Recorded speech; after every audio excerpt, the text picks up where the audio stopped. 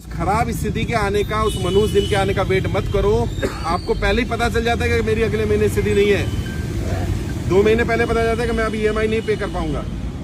अब आप इंतजार करते रहते हो कि 3 EMI बाउंस हो जाए।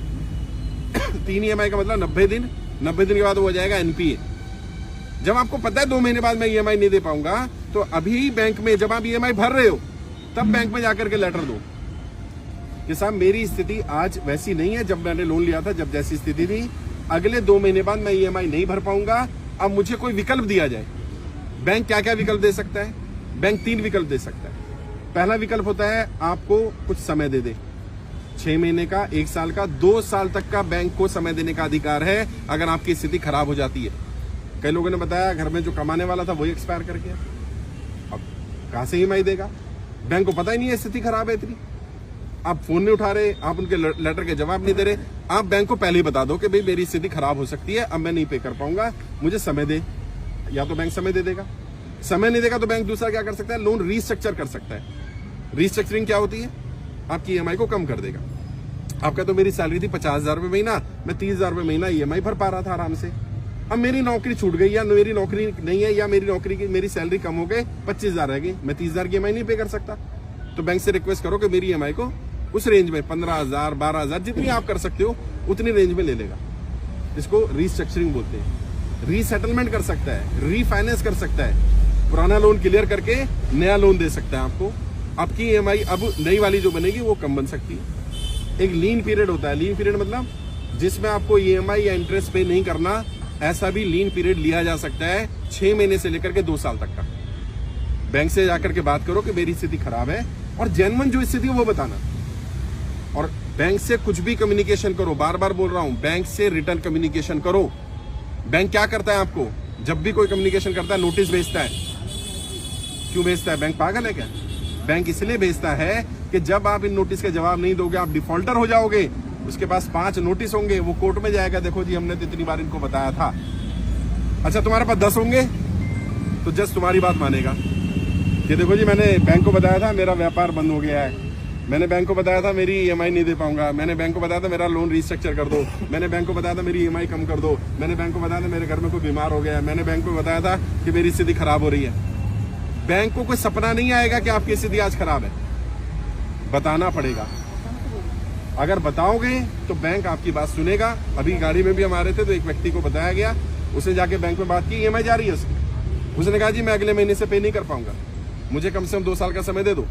बैंक ने कहा 2 साल का समय नहीं मिलेगा आपको, मैक्सिमम मैं 6 महीने का समय दे सकता हूँ। और वो कह रहा सर क्या करना है? मैंने 6 महीने मिल गए ना, पहले 6 महीने का ले ले। 6 महीने में जब 5 महीने हो जाए फिर जाकर के एप्लीकेशन लगाओ कि मेरी स्थिति अभी भी ठीक नहीं हुई। अगर नहीं हुई है, अगर ठीक हो जाए, ऊपर वाला करे, कोई काम चल जाए, कुछ हो जाए तो भरना शुरू कर दो। लगातार 3 इंस्टॉलमेंट बाउंस मत होने देना, क्योंकि अगर लगातार 3 इंस्टॉलमेंट बाउंस हो जाती है तो उसको NPA डिक्लेयर किया जा सकता है।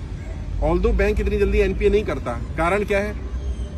सारे बैंक शेयर मार्केट में लिस्टेड है, और अगर किसी बैंक का NPA 18-20% से ज्यादा दिखने लगेगा तो उसके शेयर की वैल्यू कम हो जाएगी।